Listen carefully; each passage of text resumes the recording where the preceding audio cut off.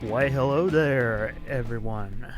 Welcome to the Open Yawn podcast, where we plan to bore you with our opinion. I'm Wyatt. And I am Emmett. My trustful bro. Mm-hmm. So, podcasting. We thought we'd give it a try. Yeah, give it a shot there. See what we're capable of. See what people think. What do you think, Emmett, What do I think? of this experience of life? This experience of life.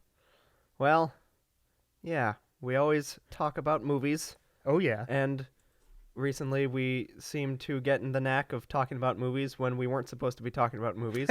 So I was like, At hey. work. Yeah, at work. So one day I was like, we keep kicking around the idea of podcasting. Maybe we should do that just to have an outlet. A creative outlet. That when we get off work, let's just talk about movies some more. Let's hit that record button and see what happens. So, thank you for joining us today. And as you probably already know, if you have clicked on this lovely podcast, that our very first discussion topic is on the filmography of one Christopher Nolan, Mm-hmm. a very prestigious filmmaker of our time. You probably already know who he is if you clicked on this link. Christopher Nolan, yeah, I mean, where do you start with him? He is probably like at least top 5 most beloved filmmaker working today. Especially like within the last decade or so. Like it seems like Last 2 decades. Uh-huh. I mean, That- literally, his first breakout film was screened at festivals in the year 2000. So yeah, 2 Mhm. decades there. Yeah. Seems like he's like the big One of the biggest draws. For one of the sure. big contemporary guys that Oh yeah. makes all the cerebral blockbusters and And it is very interesting when you go through his filmography, seeing like how most of them started small, and then once he went big, then every Christopher Nolan movie since is treated like an event. Mhm. It's usually got the budget to feel like an event, and the crowds almost always show up. except when they are afraid to go to the theater because there's a pandemic. Ain't that the truth? But on that topic, literally everywhere but here in the good old US of A, it did okay.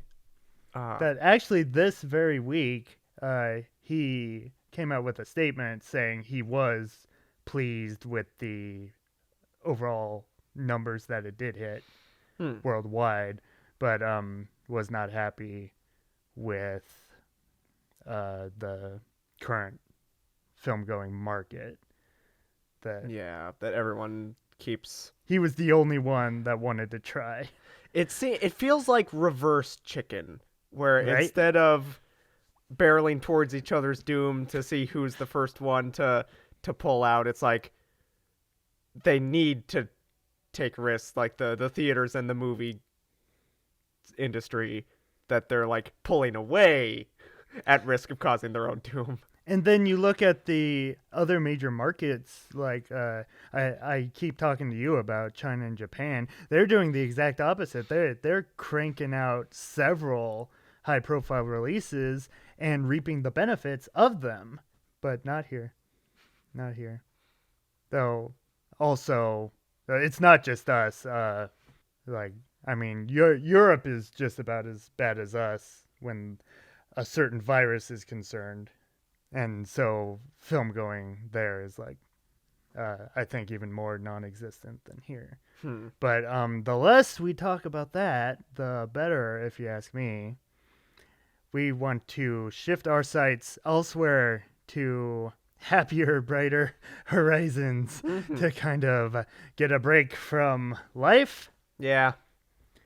But yes, since Tenet was the last major release we've had, everyone else has gone over their Christopher Nolan rankings a couple months ago when it first came out. But since we're starting this now, why not play catch up? Why not try to Uh-huh. keep what little spark there is alive of the Christopher Nolan discussion? Mm-hmm. Yeah, and because when Tenet came out and I was kind of reviewing his filmography, Mm-hmm. I saw that I had not seen Memento yet. Uh-huh. So, yeah, just this last week when we had this idea, I was like, okay, I need to watch Memento finally, and then I can use that on my list. There you go. So I figured when we get to that, then I'll probably give some of my thoughts. I would hope so.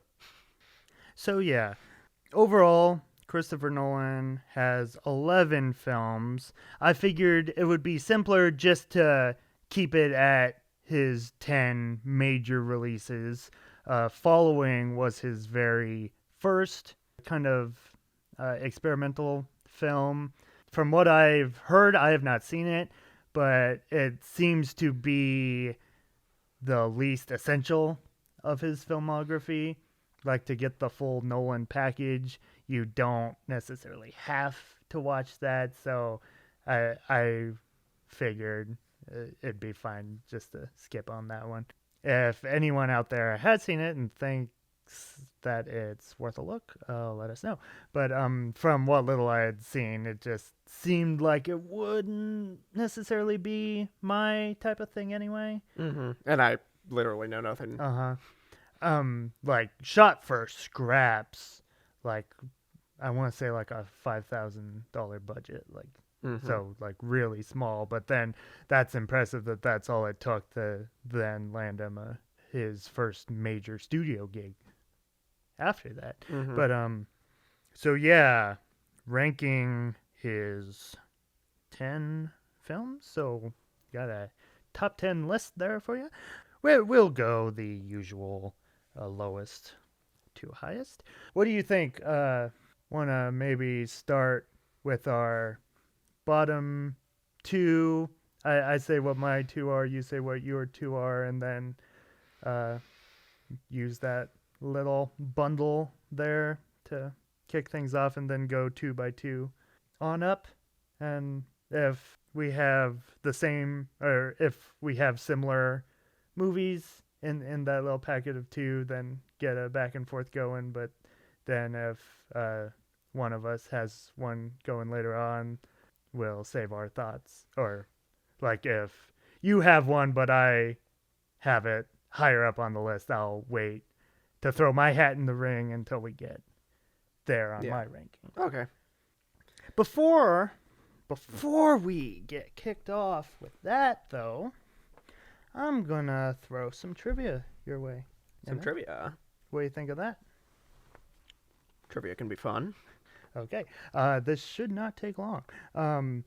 We'll see if these are probably sort of softball pitches for you. Tell me, Emmett, what is Christopher Nolan's highest grossing film worldwide? Worldwide. What do you think? You got that list there in front of you. I'll say Inception. Inception. That is a very interesting pick. The Dark Knight Rises. That was actually my second choice too, because Mhm. I was thinking because of the sequel power. Yeah, right. But then I was also like, eh. You would just hope it would be Inception. Yeah. If Inception I felt was like- that big, it would be 'cause- cool. To me, I felt like Inception was more of the phenomenon, Right. kind of. And then Dark Knight Rises was, well, I mean, I wasn't as keen on it as other people were, but You don't say. yeah, Will you have more to say on that later? most likely. Okay then. Yeah, so after the Dark Knight Rises, then you've got the Dark Knight, Mm-hmm. and then I believe Inception, which was a like you said, a phenomenon. It was a massive, massive hit here and worldwide. So then what would you think would be his highest grossing film here in the U.S.? In the U.S. I guess Dark Knight. You would be correct. Okay. Yeah, The Dark Knight is still in the top 10 highest Well, that's grossing films good. here, I believe. No, you know what? I think it got knocked out. It got knocked out recently. But I won't double check that right now. But yeah. You know what? I will double check that right now. Surprised you don't have this down. That's the thing. These last couple years, there have been some like massive releases. Like just last year, like Endgame, Star Wars, Lion King, Incredibles 2. A year before that, yeah, the Star Wars movies and Avengers movies. They cranked out so many of them. Yeah, I just don't want to think that The Dark Knight is no longer one of the benchmarks of box office. Yeah, it seems like it should still be in some sort of reigning position. Mm-hmm. Box office mojo is a nightmare. Oof. 12, number 12. Oof. Right below the Lion King remake. that one burns. It burns. Man, yeah. Anyway, continuing. Mm-hmm. Which Christopher Nolan film earned his first Best Picture nomination? His first Best Picture nomination. Oh. He has had multiple. Yeah. The first. Yeah. How early did Oscars catch on to the Nolan? I guess I'll say Dark Knight, but I can't remember if that one was nominated or not.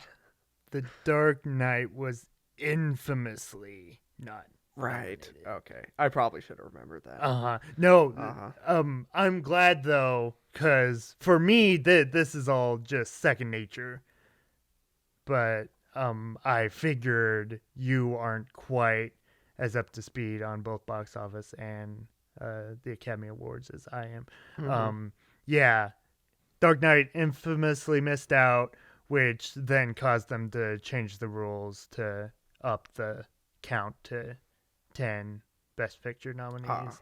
And then the weird back and forth, it might be 6, it might be 8, who knows, we don't care. And then I guess now, if they're still planning an Oscars, it's back to an even 10 with the least amount of movies you have to deal with. So I don't know. But yeah, not Dark Knight, but his film after that, Inception, was his very first. And then Dunkirk after that. Yeah, I was thinking Dunkirk, Mm-hmm. but I was like, okay, what would have been before that? Mm-hmm. But you are correct. The Dark Knight should have won that year. It should have. I forgot what did one win that year. Slumdog Millionaire. It's good. I watched it once when it came out. Mm-hmm. I couldn't possibly say it was bad, but it's not The Dark Knight, man. Though I can totally see the Oscars going for more of the drama than the blockbuster, but I mean, it's still it's the got Dark Knight. drama, man. Gee, yeah. The Slumdog Millionaire ended with a dance off. a dance off. Maybe not dance off, a dance number in the credits. The entire cast does Bollywood dancing. So so does it have like a contextual reason, or is it just like does it turn into a family movie all of a sudden? I think it's more of a, hey, the movie's over.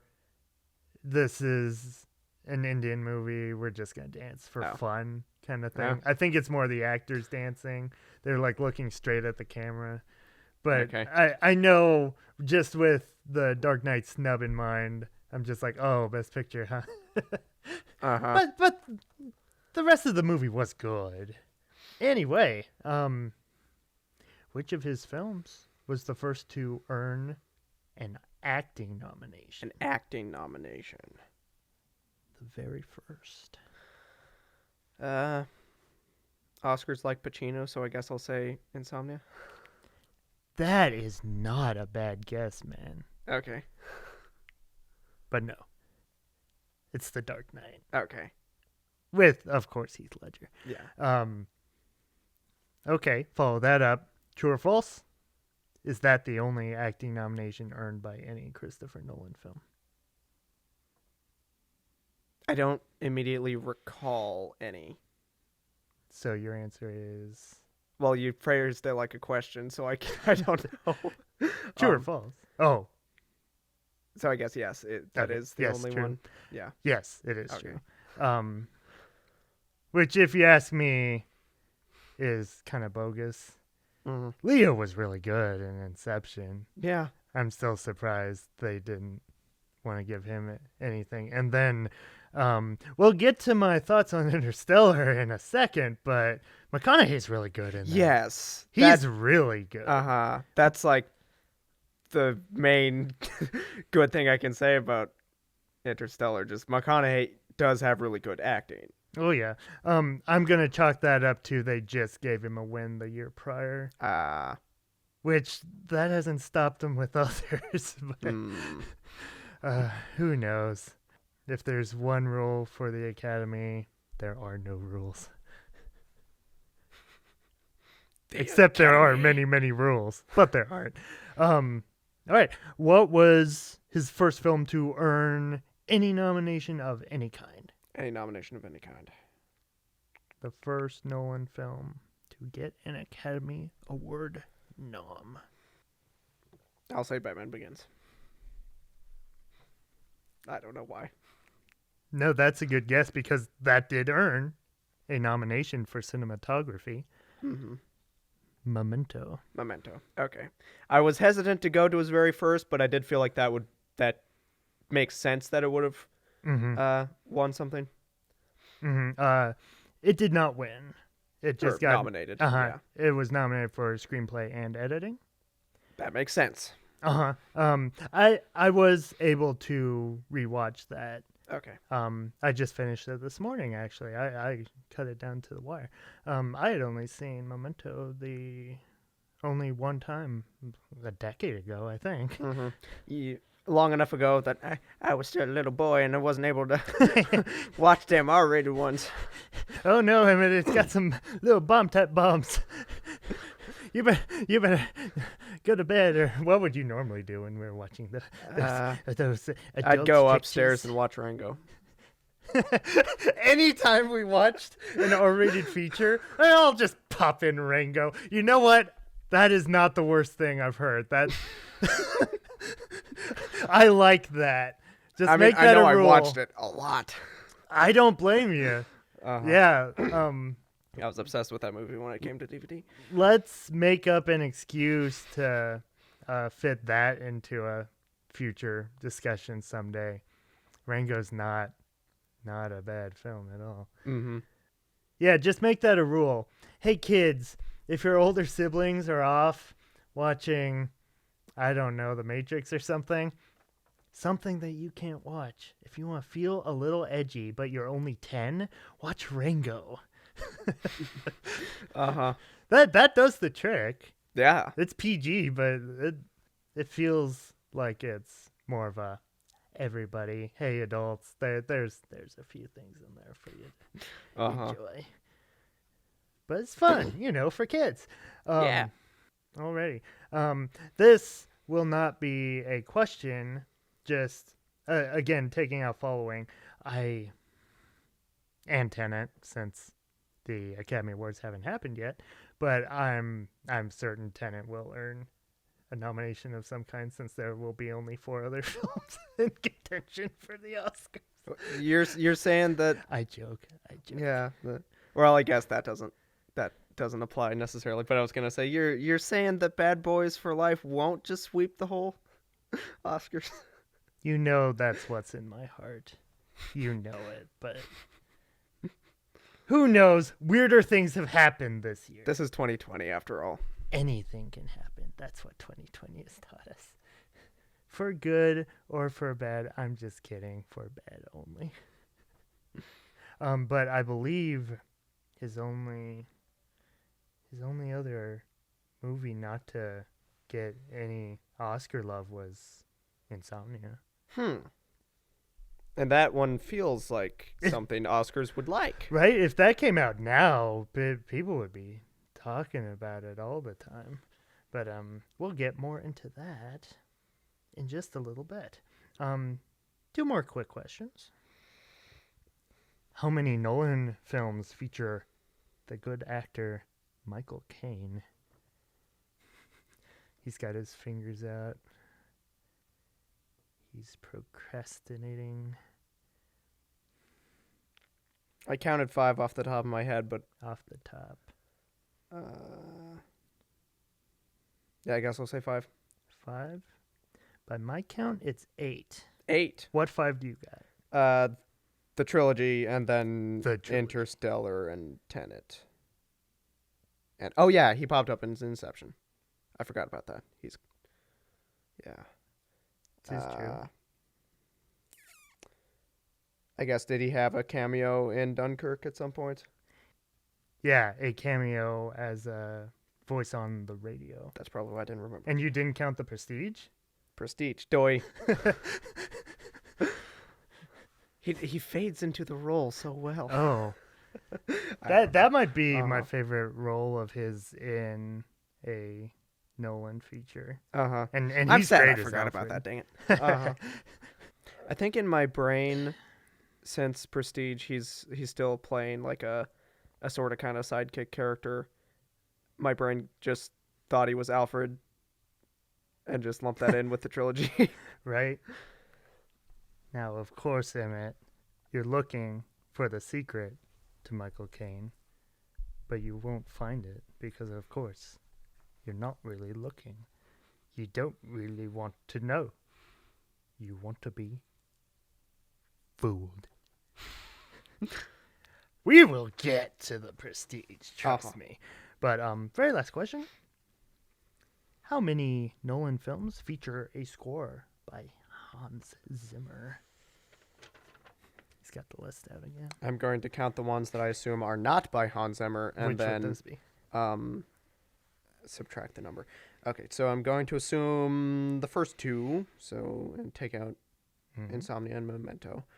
And then Tenet was not him, right? We're going to find out. No, okay. I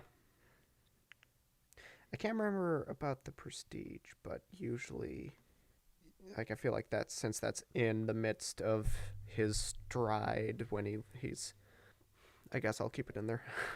So 7? Close. 6. 6, okay. The Prestige was not. Was not, okay. I couldn't remember it being him, but I wasn't. I felt like it could be. Who was the Prestige then? The Prestige, Insomnia, and Memento all had the same composer, one David Julian, whose work I'm most familiar with is the Nolan films. Okay. But yeah, rewatching Memento, spoiler warning, I've rewatched Prestige much more than I have Memento.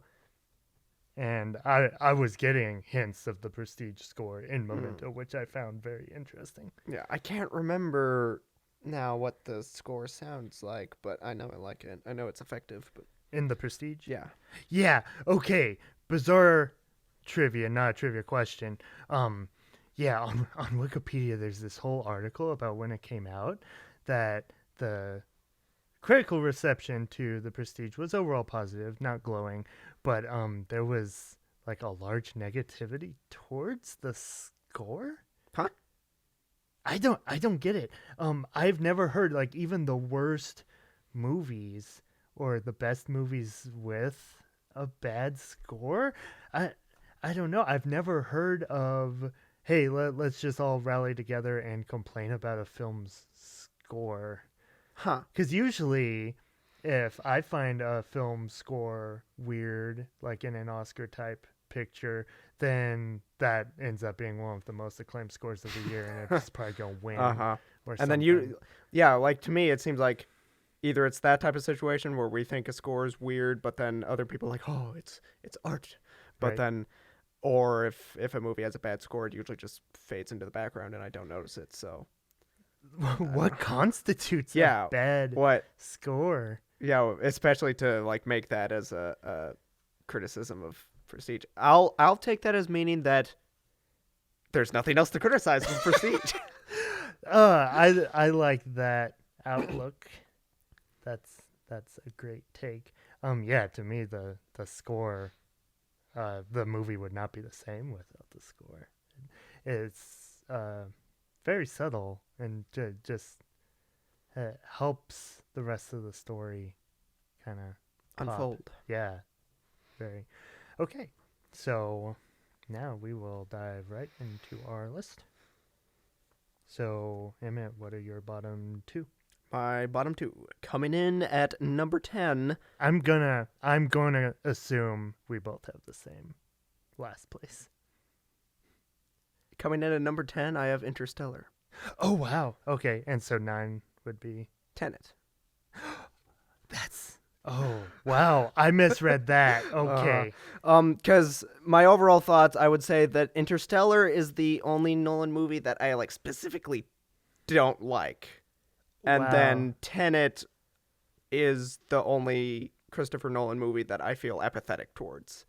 Normally, Mm. if I can say nothing else, I can at least say that I thought about them for a while, even if they frustrated me. Like I wanted to figure them out. I left Tenet, and I don't know. I felt like I just kind of didn't care that much. Even though, I mean, I liked it, but I concur. it didn't stick with me at all. No, you are right. Yeah, we'll dive into my tenant thoughts a little later, but my bottom two in last place.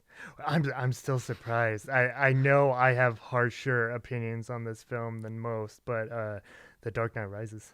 Mm-hmm. You probably saw that coming, I think I saw that coming, but I was curious to see if there would be differences right? like that.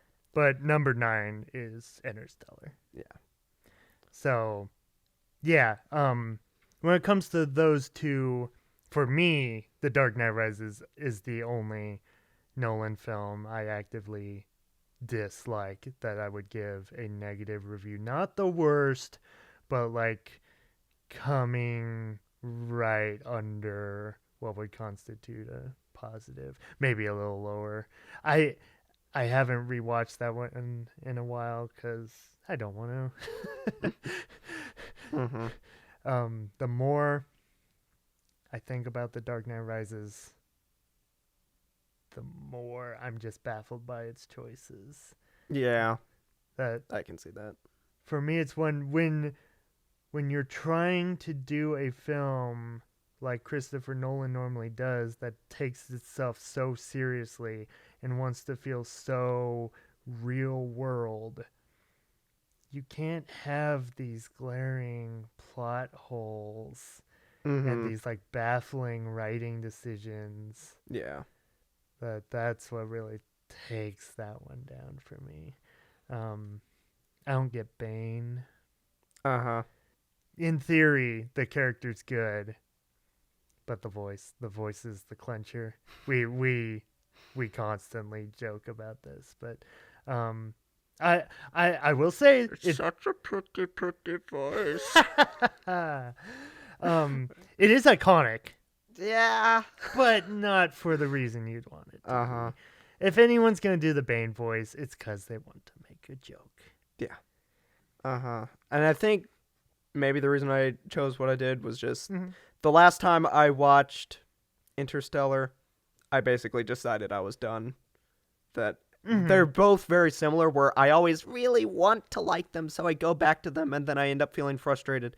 But the last time Interstellar, especially yeah, for me. the last time I watched Interstellar, I was just like, okay, yeah, I'm done. And then the last time I watched Dark Knight Rises, I was still like, I still want to like it. I'm probably gonna watch it again. Yeah, so Interstellar, just repeat everything I said with The Dark Knight Rises. What brings that down is just the baffling choices that it makes. The bookcase? What? Uh-huh. Just I don't like Murph. Yeah. Murph is one of the most unlikable characters. I know other people don't feel the same way, but one of the most unlikable characters like in the last decade for me. Hmm. And yeah, I don't like her one bit. yeah, that's why I was wanting to sing McConaughey's praises before, Oh, because like he is the one character that like I really like him. He's oh, really he's great. emotional, Yeah. and then every character surrounding him, I'm just like, I don't know. I either don't know you or don't care about you or actively dislike you. It's I don't know. What about Anne Hathaway and her oh so powerful belief in the power of love? Love. Love conquers all. That didn't just pull at your heart. That we're a film that's trying to take science so seriously that it literally invented science for the movie, and then when it gets down to it, oh, love conquers all. Like that's okay, like in a metaphorical sense, but when you're like, when that's literally what you're trying to say, in Or your like, movie. you could still have those themes, but don't like Don't say don't it. say it. Don't But like, say if it. you wanted to explore the themes of everything being connected and people's relationships being what connects it, like we just finished watching Hill House, and so that has stuff with time travel and people. Well, it's sort of time travel involving no. spiritual stuff, just Ooh. existing outside of time and people being connected by their relationships. So in that situation, it is kind of a love conquers all situation, but they don't actually say that. They handle it with nuance. You had to make that comparison.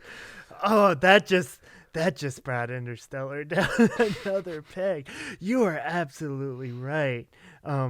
Yeah, I love Hill House, but and like the ending of that one, people like to gripe about, but the similarities to like the biggest twist and turn in that, which I will not say, but comparing that to the ghost in the bookcase stuff in Interstellar, that wow, yeah, talk about yin and yang, like there's a right way, and Interstellar's is the wrong way. Yeah, and I had never thought about that until this moment, and then That's I was like, perfection. "Oh, okay, that makes perfect sense now." Like, that is the correct way of doing the bookcase stuff. Because like with Interstellar, when it first happens, I'm just like, okay, that's weird. Like, what's with the bookcase? But then I completely forgot about it because it didn't seem that important. But then when they brought it up and made it everything in the movie, I'm like, what?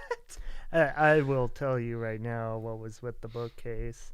It was Nolan trying to do his own 2001: A Space Odyssey. Yeah, and that's why I'm not gonna watch 2001: A Space Odyssey. Yeah, see, I actively avoid that movie because that's one I just know I'm not gonna like it.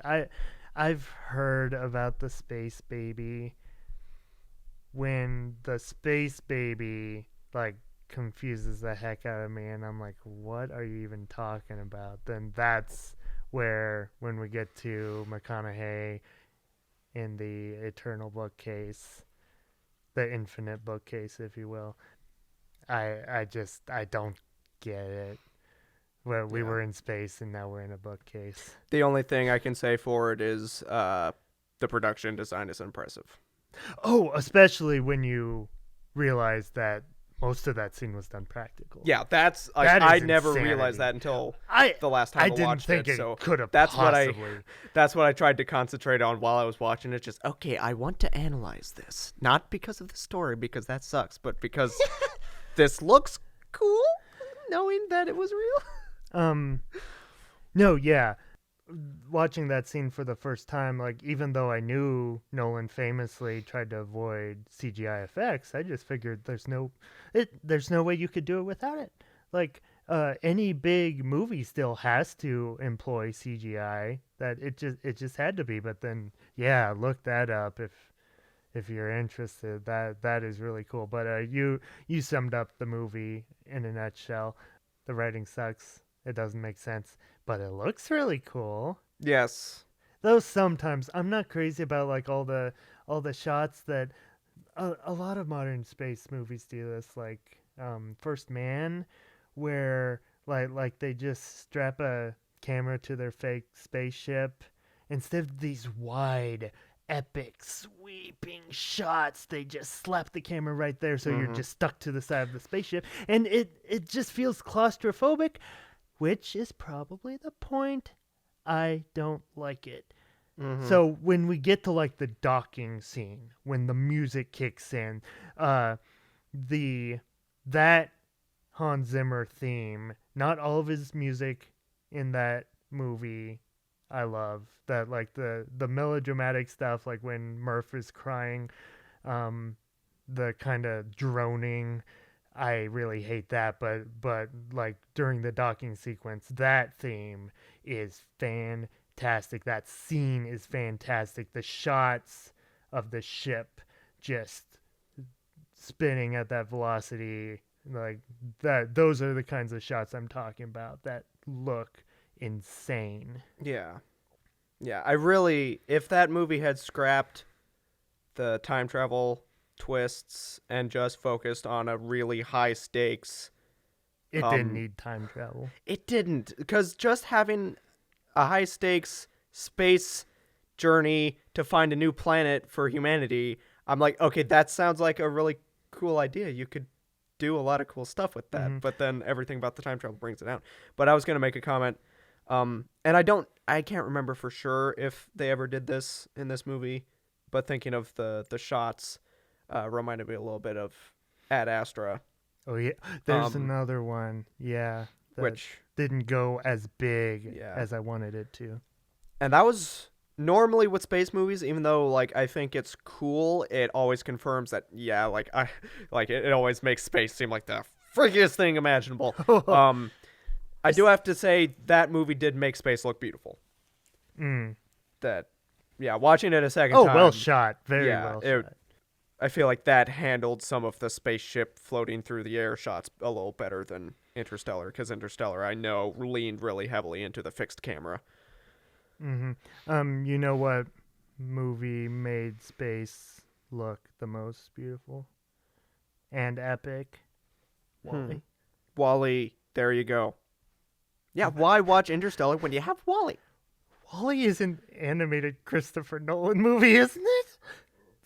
Yeah. It has a lot of his sensibilities about it. It's one of the most serious animated films to come out these last couple decades from a major studio. I do need to watch that again. I do too. Maybe we can fit that into a discussion later on down the road. we're just filling up our list. Okay, Rango, WALL-E, every animated film ever made. We're big animation guys. Yeah. Okay, we should probably keep going with the list. We should, yeah. So, yeah, what are your next two? Coming in at number 8, I have Dark Knight Rises. There you go. And then number 7, I have Dunkirk. Ooh, I was a little bit surprised that Dunkirk got this low. I'm surprised for you, yeah. Yeah, because I knew I liked it a little better than you did. But we're at the point where, at least in our list, where a quote-unquote lesser Christopher Nolan movie is still a really good movie. So this is correct, yeah. Yeah, like like I said, Dark Knight Rises is the only one I'd say I actively do not care for. Not dislike, just I'm like, oof, I don't know. Yeah. And yeah, I can't really I can't say anything in its defense other than that I keep going back to it. But I know that kind of feeling too. Yeah. I meant to say this earlier, but I'll go ahead and say it now. Yeah, for anyone who has not seen any of these movies, I will attempt to stay away from major spoilers minus bookcases.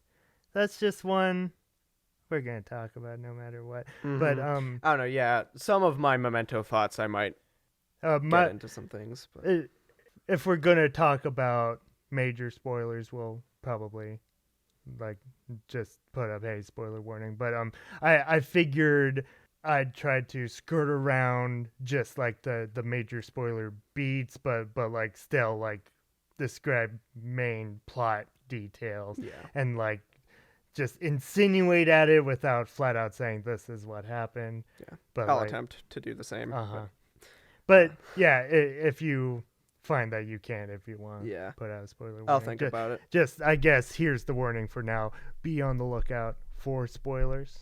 Yeah, because these are the type of movies, if you haven't seen them, it's good to know as little as you, Oh, definitely.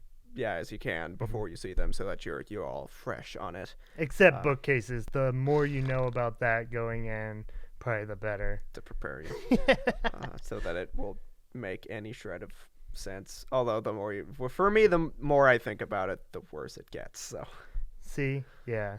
That same here. just even though like that, not to harp on it again, but even though that's technically the more realistic version of time travel, I've just that take on time travel has always bugged me, even though that's what most people do. Uh-huh. Just as far as fixing paradoxes or creating narrative tension, I'm just like, why? Oof. But yeah, Right. And yeah, going back to you and time travel in that movie. Next to time travel, but the time elements of like the planet that minutes for you or years for everyone else. that's a creative idea. Yeah, that stuff is plenty interesting. I almost wish they would have dived more into that. Yeah. But yeah, again, it all comes down to the bookcase. Yeah, okay. So these lists have been full of surprises so far. Yeah, nothing's changed. Number 8 for me, Memento. Mm-hmm. Yeah, Memento is a good movie. Like I said, the rest of these movies are good. For a little while, like my list is kind of in segments of the bottom, then the good, and then you get into the great, Yeah. the iconic, the can't be beat, cream of the crop. But yeah, Memento for me, it is a very smart, very well written movie. Very ambitious Yeah. for this to be his first major studio release. It's well acted. Mm-hmm. It's got all that good stuff. For me, it comes down to the ending. Which actually, well, I'll get more into it when I get to my thoughts. But For me to like a movie, I don't want every character to be a jerk. yeah. Everyone in this movie is a jerk.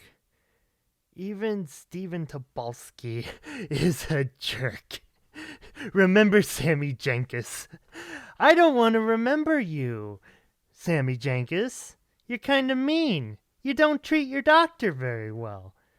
I know he tried to electrify you. I don't care. Don't treat your doctor like that, Sammy Jenkins. Yeah. Again, skirting around major spoilers. By the time they get to the ending, I hate Guy Pearce's guts. That when you have these kind of stories, when you're supposed to root for a guy, especially like when they give you the dead wife aspect, it's like, oh, poor guy. Oh, on top of that, he's got this memory problem. He's got so much going against him, and it's such a unique premise. It's like, okay, how is he going to do it? How is he going to get revenge with all this going against him? And then you get to the ending and it's, oh, don't do that, Guy Pearce. Oh, no. And then, yeah. Mm-hmm.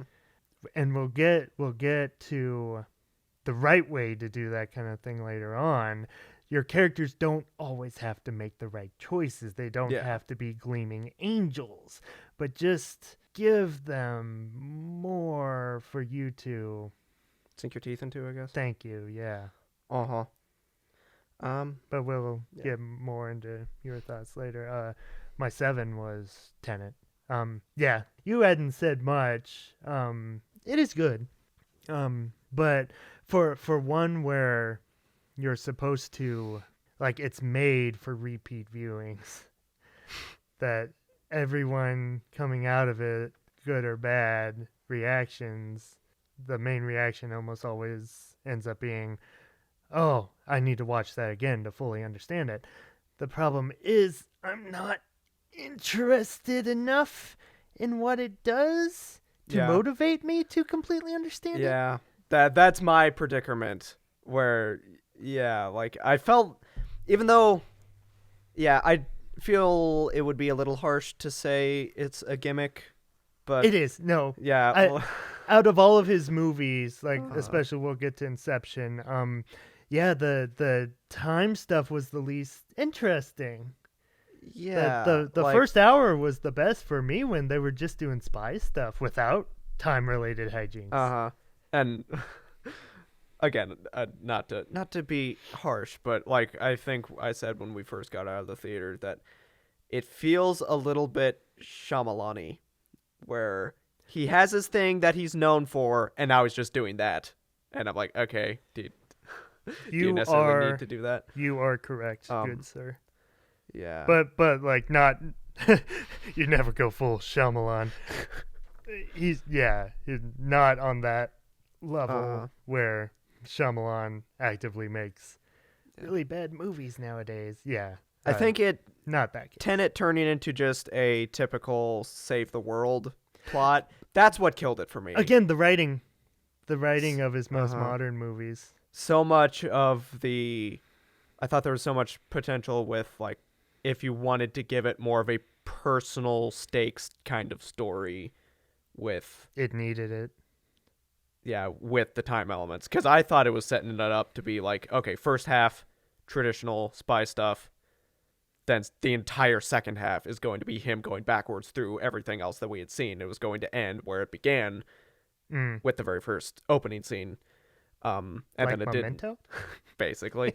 And then it didn't do that. And then it just turned into save the world, weird, trippy action that I could not follow because of loads of time stuff. So I'm like, I don't care.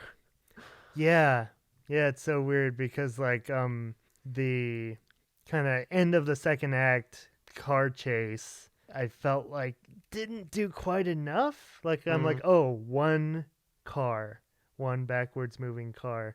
Okay, it's not bad. Like it's passable, but I'm like, okay. But then the ending, there's so much going on. It is an interesting spectacle. I haven't quite seen anything like it, but yeah, there's no singular focus on anything to like try to help you truly understand how it's all working. So then you're just kind of watching it unfold and like, okay, that's what we're doing now. And yeah, like I'd say one thing that's tricky about it is that Elizabeth Debicki was probably one of the better things about it, but then Kenneth Branagh was probably the worst thing about it for me. So, but then their two storylines are interlinked because they're a couple, so it's like, I don't. This is true. She was great.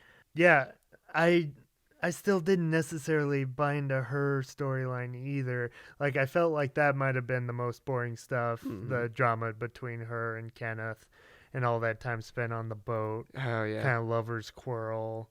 That was when I really started kind of checking my phone, which I never do in the theater. And I was kind of like, okay, I'm not hating it, but we're gonna get moving here pretty soon. Let's get back to more kitchen scraps, please. Let's have more cheese graters to the face. If Nolan that wanted scene to was so short. That kind of stuff was great. Yeah, if Nolan wanted to give us his version of a John Wick type thing. Yeah, honestly. I feel like there's enough of the pieces laid in his past movies that he could just put them together and right. Yeah, it's funny his Batman movies get criticized the most for their hand-to-hand fight scenes, especially Batman Begins. But then that was one of the best scenes in Tenet. Yeah, it was exciting and well choreographed and but very, very short. Mhm. Okay, so your next two. I forgot that you had given 2 already. Okay. You're My not next keeping 2, and track. these were 2 where there were a lot in the middle where I wasn't 100% of the order, but this is where it landed. Yeah, same here. Number 6, Insomnia. Number 5, Memento. Okay.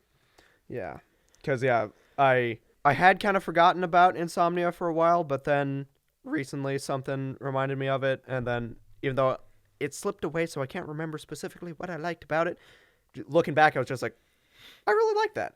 Insomnia's good. Yeah, it feels like, and I think part of it was because after Tenet and feeling a little bogged down by all of the like really big scale concentrating on the skeptical The skeptical spectacle? spectacle stuff. Looking back on Insomnia, I appreciated the smaller scale, which is funny because usually I like bigger scale stuff, but I feel like that's a good way of, like, if you're going to go small scale, that's the best way of doing it, where it's just really focused in on the psychological stuff of what the character's going through, and Uh-huh.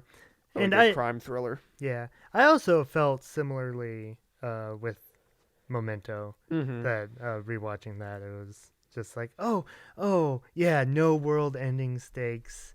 It's just Mhm. this one story. Yeah, refreshingly small, but still interesting. Mm-hmm. Yeah, 6 and 5 for me are Dunkirk at 6, Insomnia at 5. Okay. Um, yeah, Insomnia is just solid. It's Mhm. not one of Nolan's, like, I've only seen it twice, I believe. Yeah. Um, It's not as flashy. yeah, that I do tend to forget about it sometimes, but yeah, it's just solid. It's Mm-hmm. a good kind of dramatic thriller. It's Yeah. got some excitement. Yeah, that was his next movie after Memento, before Batman, and you could see hints of what he could do in Insomnia. The log scene, Mm. Pacino chasing Robin Williams of all people on the river full of logs. That Uh-huh. is a fantastic concept. And when that happens, it is like one of the most just, oh snap, oh no, like you never, a very small amount of people in this world have that kind of job. Like, no one ever just thinks, oh, what would happen if you just fell through a river of logs? It's like worse than ice for me. You see all kinds of scenes like that where someone falls Uh-huh. through ice and then they're trying to But like ice crack seems through. like it's still scary, but it's simpler because all you need to do is crack through. With logs, it's like you could get through anywhere, but it can close back in and you could get squished. Uh-huh. And yeah, that's the thing. Ice. Everyone does the ice thing. Uh-huh. Logs, that's the only time I've seen it, and that's the only time you should do it. It's the kind of thing, once you do it, it's like, oh wow, you came up with that, good for you, congratulations. And then, yeah, just a challenge for filmmakers. Okay, what are you gonna come up with next? Yeah. And yeah, my mental thoughts. Yes, I think please. because I didn't know any actual spoilers. I just knew the setup, that it was about him investigating the death of his wife. Did you not know his And memory stuff? no, I didn't. Oh wow. And I just knew it was told backwards about him investigating the death of his wife, and you guys thought it was one of those type of endings. Mhm. So, yeah, I had put together, I guess I won't go into spoilers, but I had put together the type of ending that it was. Mhm. But then, it begins with the ending. yeah. But then I actually, like, since there's kind of 2 different layers to the twist, I actually thought that what I was prepared for was a much more downer ending than it actually gave me. So then, yeah, I felt like afterwards I was like, yeah, I don't feel like I really have that much of a problem with it. I really liked it. It did not bother me as much the second Mm-hmm. time. Yeah, knowing how it ended now. Like, it didn't help me follow it better. Like, the first time I followed it just Mm-hmm. fine. But yeah, now with that in mind, I could maybe, like, it was just an extra piece to give me a fuller picture, maybe. Yeah. I don't think this would constitute as spoilers. What type of ending were you imagining? Basically that, well, I mean, I guess technically he is a cold-blooded killer, but thinking of it more as like the movie was just toying with you, and that, oh, he was really a psycho that was guilty the entire time, but That the that killed his wife. yeah. See, And so then the twist with the relationship with him and the Sammy Jenkins story, I was like, okay, that's actually interesting for me to really. I thought that was a really interesting psychological idea, and oh, very. yeah, and a lot that made me sympathize with him more than what I originally thought. Uh huh. It felt more like a tragedy than a slap in the face. This is true. Watching it again, I was almost wondering if I might have liked it more if the twist was that he actually killed his wife. Somehow that would make him seem less of a scumbag to me than how it actually ended in some weird, Really? bizarre, backwards way. I don't know if he forgot about it, like just kind of like if he was a killer in another life, but like it's not his fault that now he just forgot, like if he was trying to be a better person, and then oh no. And that's the other aspect that I thought was interesting, that it almost made me think of a Jekyll and Hyde scenario where there's the side of him that knows everything, that is a flat out jerk, that then manipulates the side of him that doesn't know anything and is just following the clues. So I thought that was really interesting, how it almost verged into a split personality too. And it just reconfirmed that I feel like the Christopher Nolan would do a really good True Blue Jekyll and Hyde adaptation. Except you wouldn't really be able to do a True Blue Jekyll and Hyde adaptation, because in the book, Yeah, please, it's a I twist that they're the same person. That really, At least it's been a couple years since I've read it, but I've never read the original. I remember feeling really interested in that and feeling like that actually kind of sucks that now everybody knows that, because that would be a really interesting twist. It would be like a Sixth Sense or Prestige type thing where the way it ends, it's like, whoa. And because if I remember right, it had some non-linear stuff, because it's about like it's about just write him the screenplay right now and send it in. It's about the main guy being concerned about his old friend Jekyll, so then having some flashbacks about the odd goings on as he's investigating, trying to figure out where he's been because he kind of disappeared, and then also investigating who the heck this Hyde character is, and also because there was in like the back of the book, it gave like a spiel about what some of the fan theories are, like sort of like the legacy of this book, sort of. Really? And it said that there was one popular fan theory that Jekyll is actually the villain, and that he's kind of unreliable narrator, because he that's Guy Pearce basically was using Hyde to live out his fantasies. Okay. While maintaining his own good reputation. Oh, that's interesting. And so yeah, so with the ending of Memento, I was like, you could really easily take everything that Nolan has done and then turn it into a Jekyll and Hyde movie. Okay, now this is such an interesting scenario, because after Tenet, I had been wondering, where does Nolan go from here? What kinds of movies should he do? Should he scale back from, like you said, the world-ending stakes narratives, the bigger scale, big budget blockbusters? Yeah, to me that sounds fascinating. That's the kind of story he should do, like something just like The Prestige. If you made a movie that looked and felt like The Prestige but was a Jekyll and Hyde, that's what I really want.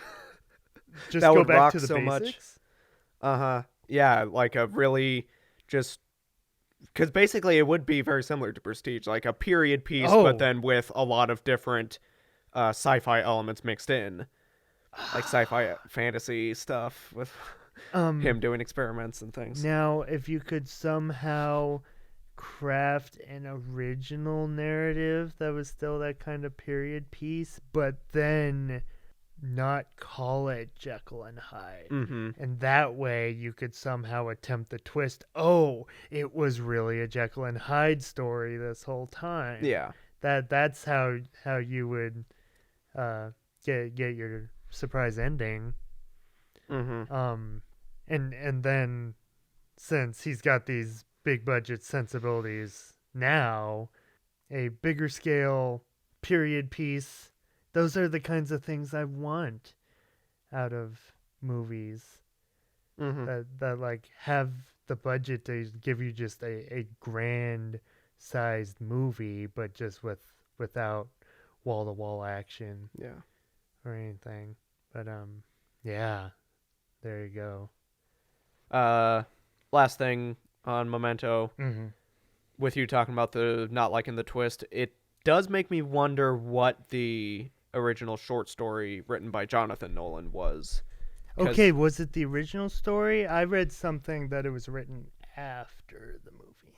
What I read said before that it was like Okay. it was like a college project before they had really even before they had become who they are now. Mm-hmm. That it was written by Jonathan Nolan, and I think it was more of a straightforward, I guess, revenge thriller. I can't remember. I'm sure it was was- that Christopher brought that Christopherism. timey-wimey element to it. And I think it mostly had to do with like him escaping from a mental institution or something. So it was like maybe like some of what that one was went into like the Sammy Jenkins story. Maybe I don't know for sure, but Uh-huh. yeah. And to me that does sound like kind of the simpler idea. And then Nolan comes in and is like, "Hey, what about?" And then makes it Which, twice as complicated. does and, seem to illustrate the difference between the brothers, that both do seem to be pretty intelligent and good at writing. Yeah, but then Jonathan usually focuses on more of the straightforward kind of crime thrillers, and then Christopher seems to focus more on the how complicated and brain puzzly can we make this? Now that you bring that up, so to my knowledge, Jonathan Nolan had written an early script for Interstellar, with Spielberg planning to direct for the longest time. And after the movie came out, that script became available for the public, I think. Interesting. And I had read the brief breakdown of it, and similar to what you said, like, except for the better here, it was much more straightforward. There was no bookcase, there was no ghost, there was no McConaughey getting sucked through a wormhole. I think there were more, like, by the time you got to the climax, there was more for the robots to do.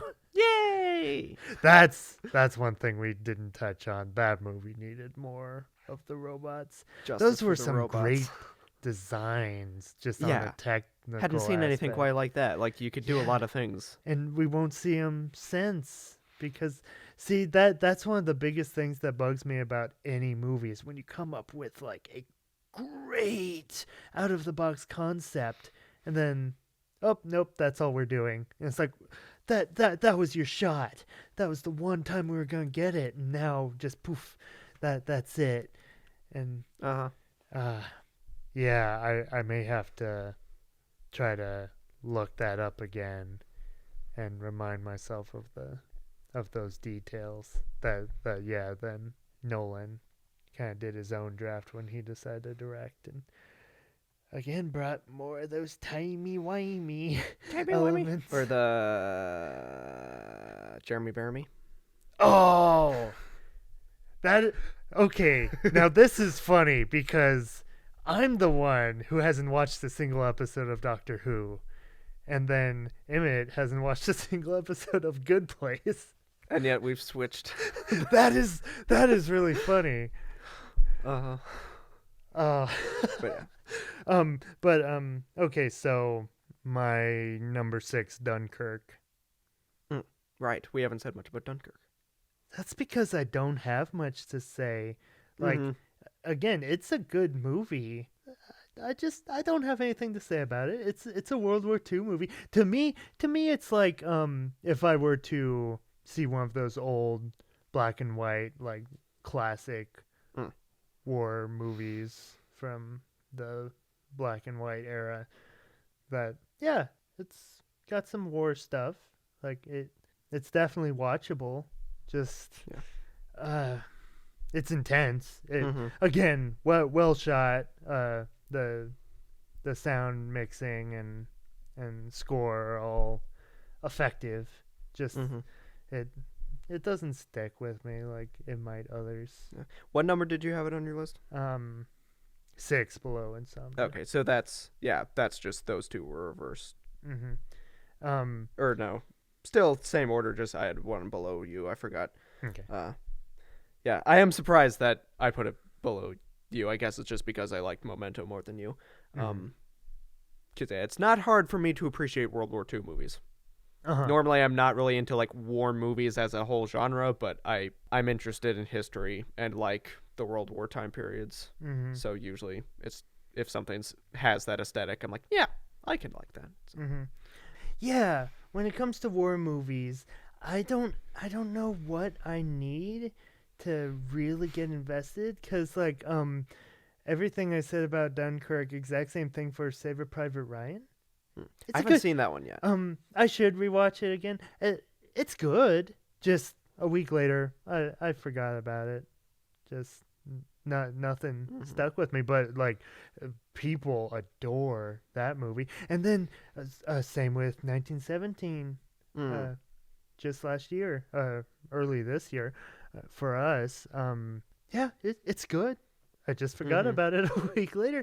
But then, a year before Dunkirk, you had Hacksaw Ridge. Yes, I was gonna ask you about that because I knew it was one Oh, we liked, but I wasn't sure where exactly it to landed me, with that you. one transcends those Mm-hmm. because of the second act war carnage. Yeah. The Unlike Saving Private Ryan, with that one, like the big standout war sequences are at the very beginning. Mm. So once you get back past that stuff, like there's still plenty of action and violence, but it's not what that scene was. And then Uh-huh. Hacksaw Ridge, you're building up to that, Yeah. and then it So lasts much longer. it's a payoff rather than a promise. Yeah, Yeah. yeah. Uh-huh. Yeah, because I really love Hacksaw Ridge. I've been meaning to watch that again. And yeah, and then I guess another not to well, it's tangents are our thing. Uh-huh. But yeah, we were watching World War II movies last school semester, I guess, something like that. You're just finishing up school. Yeah, I'm just finishing up school, and that was kind of we got through World War II to modern times in history, but yeah, so we were watching World War II movies, and we watched the Clint Eastwood two-parters of Flags and Iwo Jima. Oh, did you? And I hadn't seen Flags. Iwo Jima was the first R-rated movie I ever saw. Was it that? You know what? Yeah, that's reminding me that was. What an interesting pick. I love stories like that. That's not one that gets thought. It's not like a famous R-rated picture or like a child traumatizer or anything like that. I don't know what my first like beginning to end R-rated one was, but anyway, continue. Yeah, and I think I liked Flags more than the rest of the family watching it. Like, it was one that Katie had bought, but I think she, like, afterwards was like, I don't know if I need to hold on to this one. But yeah, it was one where, like, it's weird. Sometimes nonlinear storytelling really works for me. Sometimes it doesn't as much. And that was one I felt like it didn't work as well. For Flags? Yeah, for Flags. I can barely remember a thing about Flags. Because had we already watched Iwo Jima, or did we watch it the first time with you? Yeah, you watched Flags first, Okay. and then I think you were watching Iwo Jima, and then you guys were like, this one won't have any F words, so I guess Emmett can stick around. That was our rule. Uh-huh. Um, Doesn't okay. matter if there's people blowing up and limbs, bloody limbs on the ground. Emmett's tough. Which Same I thing am. with Hacksaw. Wasn't that your first? Or Uh, second? Was that your second? yeah, that was R-rated? 2016. Yeah, In the theater. my first Oh was yeah. Oh, your first. Fury Road. My first movie, As it R-rated should movie be in for theaters. all the good children. Yeah, that was the first in theaters. Oh right. Yeah, now it's reminding me. But Yeah. yeah, it's like I hear a lot of stories like this on the internet. Oh, no F-bombs? Cool. Oh, the obscene amounts of violence in Hacksaw Ridge, people getting their faces machine gunned off. That's fine. Go for it, kid. Uh-huh. But yeah.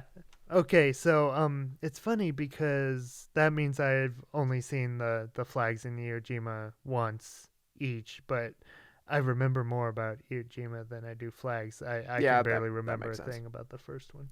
Uh-huh. Cuz I know Iwo Jima was yeah. better. Yeah, it didn't seem like there was as much going on, and like I said, the scattered timeline made it harder to care, I guess. But yeah. As it tends to do sometimes, yeah. Yeah. Again, like I said, sometimes nonlinear storytelling really works, sometimes it makes it harder to relate. Isn't that the truth? If you do that, you have to know what you're doing, as we will get to later get on down Uh-huh. the list. So, segues, I guess. Mhm.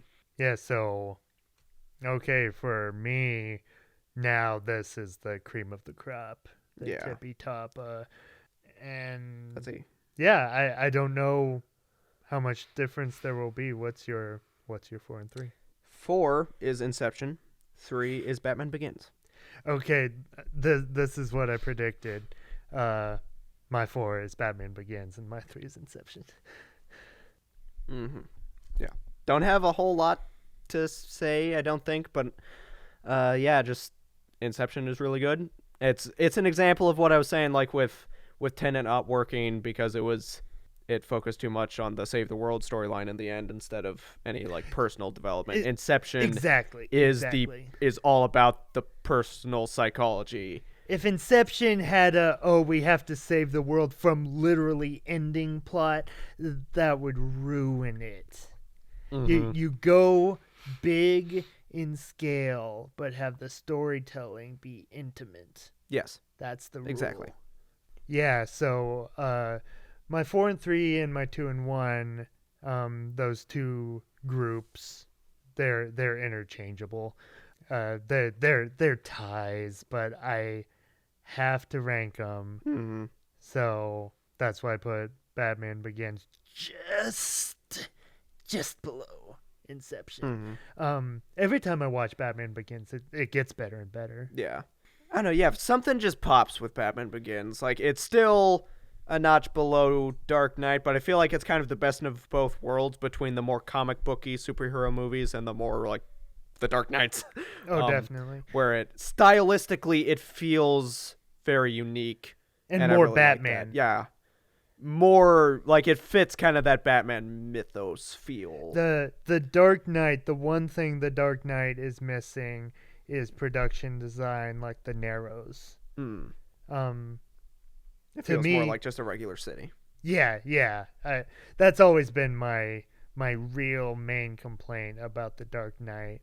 Is that, like, they shot it in real cities, so it looks like a real city, but they had established a universe previously where Gotham still looked like a seedy underworld, criminally infested cesspool of a real world city. Yeah.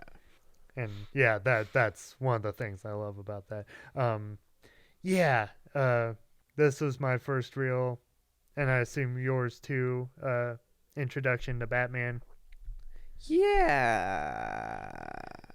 And probably Nolan at the same time. Yeah, definitely it'd first have to introduction to Nolan.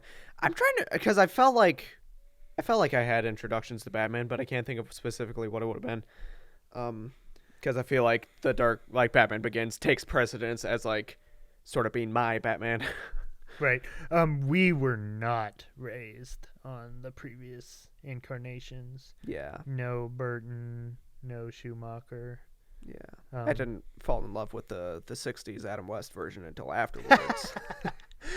See, that's yeah. I rank that higher than those previous theatrical versions.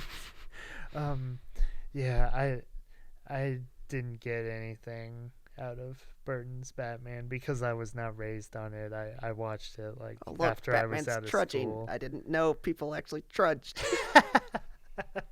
Yeah, he can't do anything in the suit. I'm sorry. I was raised in a world where you could actually perform action sequences, which is really funny because, like I said, the fighting combat sequences in Batman Begins are justifiably so criticized, but he can still move in the suit. Uh-huh. And I know that I would have had to seen Batman Begins and maybe Dark Knight 2 first, because I feel like I probably watched them relatively close together. But I also feel like I had to have gone pretty quickly from them to playing the Arkham games. Oh, right. So I feel like I haven't played any of those. That's a similar situation where when I was like, My first introduction to Batman was then Arkham kind of popped into my head too. But I'm like, no, that would have had to have been after. But for some reason, I feel like it was before. well, what was that voice you were doing? I'm not sure what that voice is. It's just it's a combination of my nerd voice and my kid voice. Sounds like Trump. My first introduction to Batman Was sad. sad.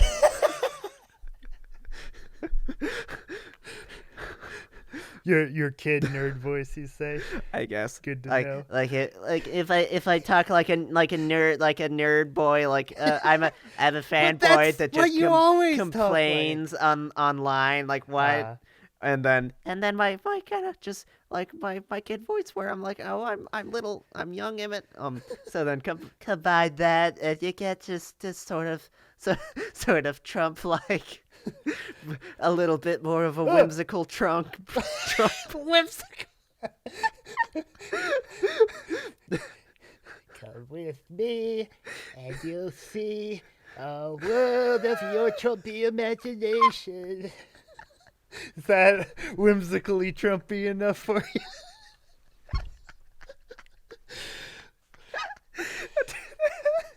oh my, that's an image. Wait, why haven't we gotten a Trump insert in Willy Wonka torturing children with candy? I'm surprised we haven't. That seems what- rife for the. Wait, Trump Wonka or Trump Oompa Loompa? he just took a swig of water and out it goes. Out it goes. I saw him do it and I was like, oh, perfect. Perfect. But it went back in my cup, Tucker. You don't have to worry about your floor. We raided our brother's house. He has the best recording tech. Oh, beautiful. Off he goes. I always make it a point. If I catch Emmett chugging a drink of water, I better drop a bomb right there and watch him spew. He's like Old Faithful, my good brother.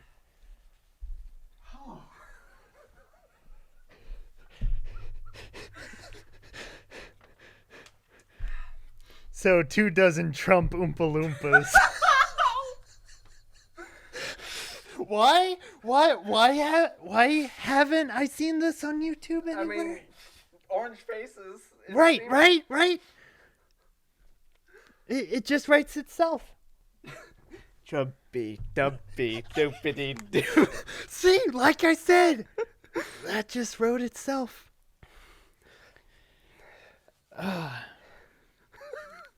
Okay. Trumpy lumpy. So, Inception. Blom. Right? Yeah. Classic. Mm-hmm. It's great. Yeah. Just all-time action thrillers, I feel. Yeah, yeah. Yeah. Yeah, that's the thing. These are like the best that cinema has to offer, really. Mm-hmm. That what after Inception, what have we gotten that can really compare to it? Uh-huh. But like as like a prestige cinema, but also high stakes, high tension, action adventure, basically. Like that Uh-huh. combines those two. Like on a cinematic level, you have something like Blade Runner 2049, but that's not an action movie. I haven't seen that one yet. Yeah, it's great on a visual level, but like bringing the two together like that, like Tenet couldn't do it. Mm-hmm. Yeah, I'm not sure who will. Yeah, like you said, not a whole lot. Like here we don't need to do a deep dive on it just for the sake of it. Yeah, that's all you really gotta say. Mm-hmm. If you haven't seen Inception and you like movies, see it. But I'm gonna assume you have and you love it already. Yeah. But yeah. Anything else before we go forward? I was gonna make the comment that after I played the BioShock games, Oh, which I- I don't yeah. play games, so yeah, I hear all these things from him, and I'm like, I hope they make a movie of that. Yeah, that's basically where I am too. But it would be hard to do it right. Like This I've Um, heard.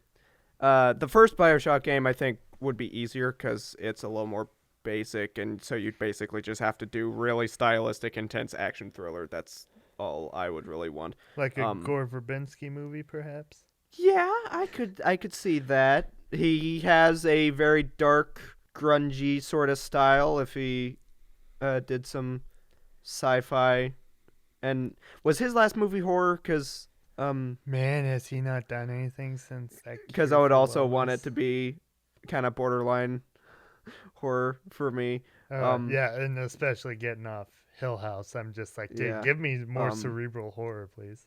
Yeah, but like, And we are not Uh-huh. horror guys. Yeah, we're not, but I like- just like good stories. good stories, and in this case, like intense concept where it's like, in order to do some of the concepts right, where it's like the dark side of sci-fi.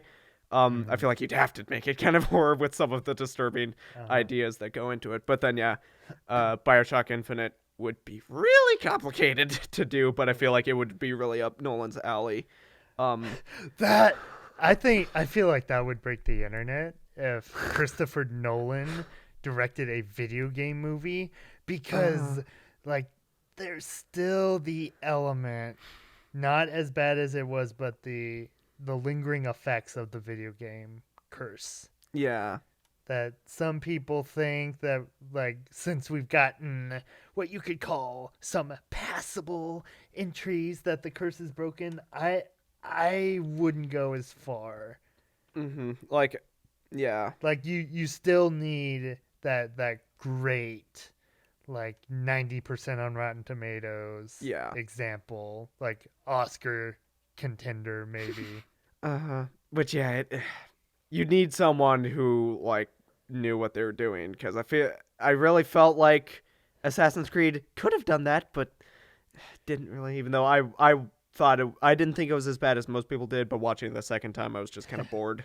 And you had a cerebral director there who Yeah. had done previously acclaimed and like visually extravagant kind of Oscar-esque dramas. Yeah, because watching it the first time, I did, like, I could tell it really seemed like half of it was made by someone who was used to doing artsy, small-scale stories, but then it got like hijacked and turned into a dumb blockbuster. That's how it tends to go, isn't it? And because like I could recognize all these little tidbits where I was like, oh, that's an interesting concept. That's good. That's good. But then string them all together as a movie and just kind of like, I don't know.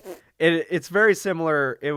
similar experience to Dark Phoenix, where like going into it, I was expecting to hate it. Afterwards, I was like, that wasn't nearly as bad as I thought it was. I Right? kind of liked that, maybe. Right? Then That's watching such a it, it's not Uh-huh. good, but I still like it. then watching it on DVD, I was just mostly bored and listening to the music. No, I was on my phone Uh-huh. like the entire second Yeah, act, with just both waiting for the train Yeah, scene. both of them, I felt like the music tricked me into thinking that I was watching something good. Oh yeah, Um, and especially I can't remember the first thing about Assassin's Creed, but yeah, that ties in Zim Zim with Dark Phoenix. That score made that movie for me. That is like the rule. That okay, I'm liking this movie. It's pretty good. How's the score? Like that's the clincher to make a good movie. You keep a saying great clincher a lot. movie. How many times have I said clincher? This would be the third, I assume. Clincher, clincher, clincher. Okay, I'll keep that in mind.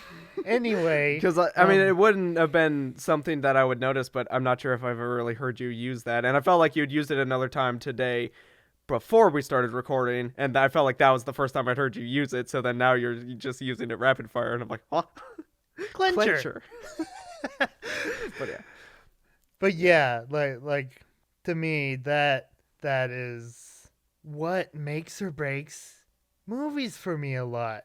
Like something like Dark Phoenix, without a good score, I would be much more likely to just want to forget that movie. It would be so much more of A great score makes anything more exciting and more resonant.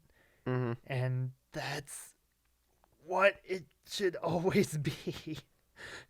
And a movie that in theory could be interesting, if it has a really bland score, then that almost always makes me less invested in it. Mm-hmm. But yeah, normally that's not the case Yeah. with Nolan movies. Oh. So, Okay, the final two. coming in. And I know what it's gonna be too. I'm pretty sure. Coming in at number 2, The Dark Knight. Yep. And then number 1, The Prestige. Yeah, and that's more just my personal feelings. If I had to say objectively, I'd probably put Dark Knight first, but this is more my favorites than objectively best. But Again, it's a tie. These are some of my favorite movies. These would be in a bloody death match to squeeze into my top 10 of all time. Like, they both have to be in my top 20. And that is fantastic for one director to have two movies yeah, that I feel are that great. And then Inception, Batman Begins, that are like just somewhere not far below. But yeah, to me these two are the big ticket items. Yeah. Number 2, I do have The Prestige at 2, and for now we'll see in the future. But I had to give The Dark Knight number 1. Right now I'll tell you why. As fantastic as The Prestige is, and I mean that, The Prestige is flawless if you ask me. The Dark Knight is not. Yeah, there are some editing choices that are a little sloppy. There are some storylines that aren't weaved into the tapestry as good as they could have been. Like, mainly with like the really supporting characters, like that one gal cop who's important, but she's not. Gal but, cop. see, Right. Okay. See, yeah, they don't make her out to be as important as she kind of is. But and then the guy who's trying to blackmail Batman, like his stuff kind of just seems to now he's back. Now he's on the news. Now he's causing trouble. But and then the last 30 minutes aren't quite as tense as they could be. Like once you've seen the boat scene, the first time the boat scene's great, but when you rewatch the movie as much as most people tend to do, then and you know what's coming, then it tends to drag out a little bit, but it's still so well written. But the reason I have it above The Prestige, which I do think is near flawless, is what it does right. It does so much better than anything else out there, that what it does is more iconic than The Prestige.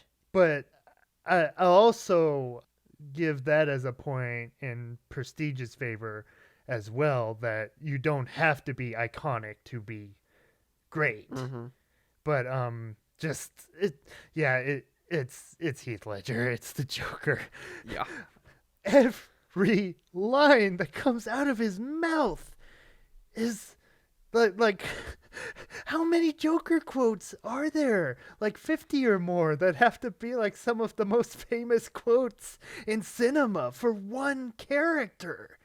That's insane. And then you've got stuff like the truck flip and that entire action scene that is just wall to wall, just tension. The beginning bank heist scene, just iconic. This movie has the word iconic just in red paint on almost every frame. Yeah. And preparing for this, when I had my list, which I made my rough draft of my list expecting to tweak things, Same here. and then I didn't. Same here. Yeah, it ain't that funny. Yeah, I went back and like read through some of the Wikipedia pages for some of the movies I wasn't sure about, and then watched trailers to remind myself. And then afterwards I was just like, yeah, I like this list. But watching the trailers for The Dark Knight, I was like, please tell me.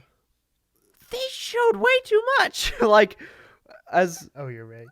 and I felt like that with a couple of the other trailers. I can't remember which ones it was. Like I had forgotten that they actually show the truck flip in the trailers. Which I guess it's a money shot, but still, it's like save something. And like the hospital. And like with our and showing, I think they showed Two-Face, and so that was what I really couldn't believe. Wait, like really? Or maybe they don't show Two-Face himself, but like they have the shot of him in the car, like with his face kind of obscured. Right? Yeah, and then like show him falling down into the oil. Yeah, right. So you can put like, two and two together. To me, that's like hints. Like if they would have actually shown the Two-Face, that would have been a bum deal. Yeah. Like with our disdain for showing the last scene in a movie I hate in the trailer, I always thought that was more of a recent development. Right. Oh yeah, maybe it was Batman Begins that had the whole like, oh, this is your mask scene. That was in the trailers. And that really? spiel was like part of the trailer monologue. And I was like, no. that's like the last scene of the movie. Oh, no. That's the last scene of the movie. That was in the movie. Like you're showing that. But with the Dark Knight, you're talking about the final shot of him on the motorcycle, right? That's in the trailers. Possibly, yeah. Yeah, that great shot of just the light in the distance, the silhouette. Oh, talking about scores, the Dark Knight score, like this is the one and only time I'll bring up that movie. Joker won the Oscar for score. It did? Joker won score. No, I blocked that out. I thought I've complained about this to you. It's an effective score. On a technicality, the Dark Knight score was not eligible for Oscar consideration. To me, when the Joker wins and the Dark Knight wasn't even included. What is it? The shrill violin. Any time the Joker scenes are ratcheting up, like I've seen that movie so many times, and you just feel that in your bones, in your veins, and like you know what's gonna happen, and it's not that horrific, but it just feels like you're watching the worst thing that you possibly Mhm. could. It's like nails on a chalkboard, except like that kind of noise you Keeps you want to in it. get away from. What? Like it keeps you in the movie. Like Yeah. like sometimes intense scores can detract. Like the first time we watched Interstellar with the sound mixing of that particular theater, it was a little overwhelming, and that was one thing that made it a little less enjoyable. But then later when I went back, I was like, this is a pretty good score. But yeah, like at some point listening to the soundtrack, when I like, it doesn't work to listen to just that score. No, Because it's like, oh, this is just noise. But you then need the yeah, movie. in the scene, it's like, oh, this is really effective. Some of the most effective music. Mm-hmm. And then yeah, everyone talks about the Joker as they should. But the Two-Face Yes. it's funny, like Joker is the best comic book villain on screen. Two-Face is pretty close. Yeah, and I think it's the 1-2 punch that works so well. Oh, definitely.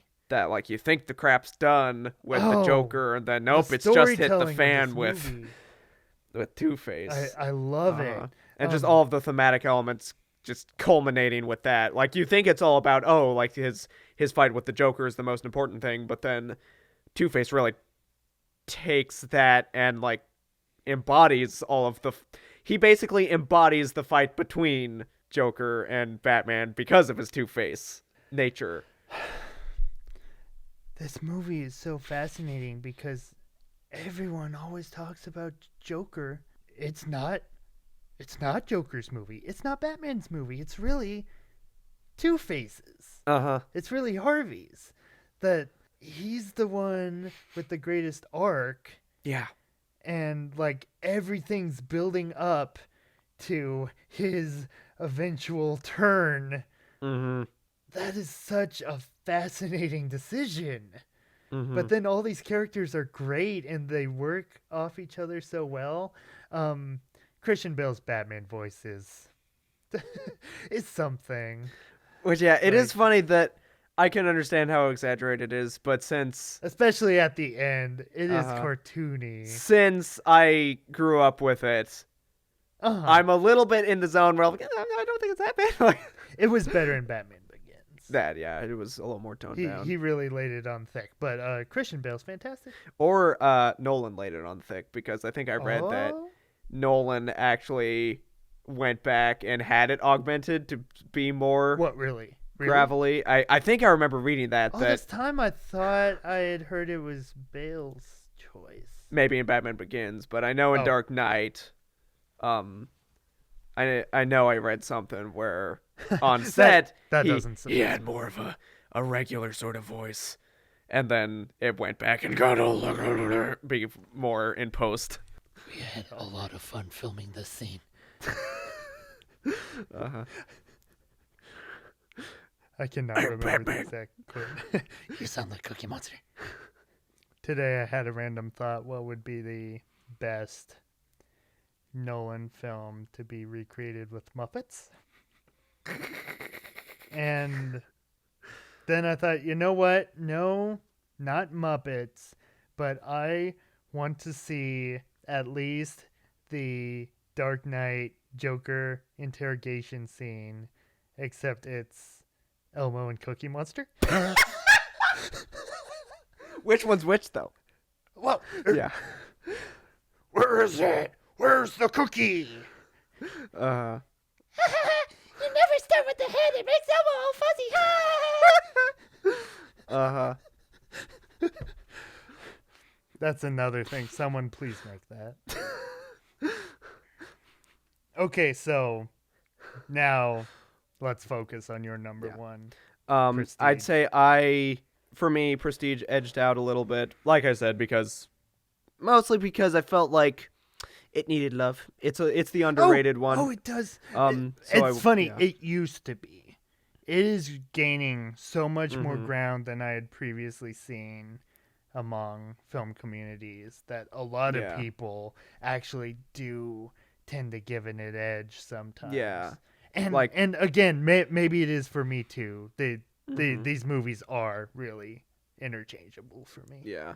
And like one of the main ones that came to mind was like when with the pandemic and the lack of movies, like Jeremy John's going back and reviewing Oh. this and saying that like he felt like it was underrated and low key one of Nolan's best. Yeah. Yeah, and for me, it kind of is similar to what we were saying about how the main thing with Dark Knight is stylistically it feels a little plain. That Like is with not the the- Prestige. Yeah, that for me, that's why I put it at top because I'm like, this is very different. This doesn't feel like the same thing that Nolan does a lot. Oh I think- no, it yeah. it has to be the most unique. of Like all of just Nolan. aesthetically interesting. That like even if you took out everything I love about the storytelling and the twists and the characters, it would still be such a stylish movie that I would eat up that aspect of it. But then you pile on everything else with all of the characters and the Oh. psychological aspects and the nonlinear storytelling is done so perfectly. I just eat up every second of it. Yeah. Do you remember the bit of trivia of how many Time jumps? changes. Yeah, do you Uh-huh. remember that? I can't It- remember the exact It was number. hundreds. Yeah, it was. But was a it- lot. Was it somewhere in 100 range or was it even more? I'm remembering a 4, but it Not could, 400. it could have been like 140 maybe, something like that. That when you say that, that sounds right. Yeah. You can have a movie with 140 time jumps, and it flows. It Flows so well. so seamlessly. Okay, now the Prestige is the polar opposite of Tenet, where you might feel like it's an obligation to rewatch Tenet. That maybe on a second viewing it'll become clear because right now it really isn't. That with the Prestige, the second that movie ends, it's like that Fallout meme. Hold up. Let's just rewind that and start from the beginning, shall we? Uh-huh. It makes you look at the entire movie in a whole new light. How many times have I seen this? I don't know. But I'm still in awe. Mm. Like this is the main one of his movies in particular where I do not want to get in the spoilers. Yes. Because yes, you yes. need to see the Prestige and you need to see it as spoiler free as possible to let it unfold for yourself. I tended to notice when it first came out, like people were iffy on the twists, but then now, I don't know if filmmaking has just evolved, Mhm. that people are more it's good. It's fantastic. That Those goodies are they're good. perfect. That when you get to the revelations at the end, Mm-hmm. like I just find it all so fascinating. Yes. And Uh-huh. again, so unique. Like it's a period piece, but a period piece unlike any other. Like Yes. it is that.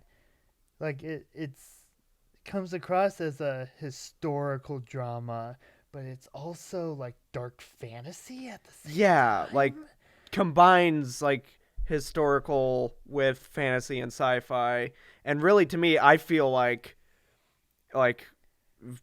going up against the test of time, this should rank up there right with like the stories from the time period it's set in, like Jekyll and Hyde or like Jules Verne or stuff like that, like how their version of sci-fi and fantasy looking ahead to the future. It feels, that's why the aesthetic of the old timiness feels so like it works so well, because it feels like not only something cerebral that we can take interest in these days, but then also feels like something that they would dream up in that time period too.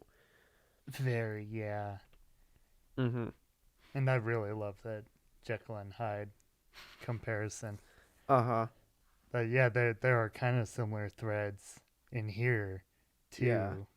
Yeah, thinking about like who the good guy is. Right. And unlike Memento, I don't feel like these characters are jerks, even though they do horrible, horrible things, but only to each other for reasons they think are good. Yeah, the rivalry aspect of it is so fascinating too. Oh man. And yeah, again, like I was saying, like even if you stripped away everything added onto it, if it was just like, which I guess this is kind of what the book was, if it was just Oh. a linear story with no twists, just about rival magicians, that would still be really interesting. But then there's so many layers. Mm-hmm. And speaking of that, like I don't think Rival, like to hit the point home, how unique this movie is and how it still holds up as one of the greatest cinematic achievements. Like it was just a month or so removed from fellow magician movie The Illusionist Hmm. that I Which maybe that's one reason why people didn't pay as much attention. It to is. It definitely is. And then now that they're so much removed from that release period, people can appreciate the Prestige for what it gives. But yeah, I remember watched the Prestige like a while after it came out, and then watched The Illusionist not too far after. I was like, oh, okay. I want to go back to the Prestige now. Uh-huh. That and like if it was by itself, The Illusionist, it'd be good.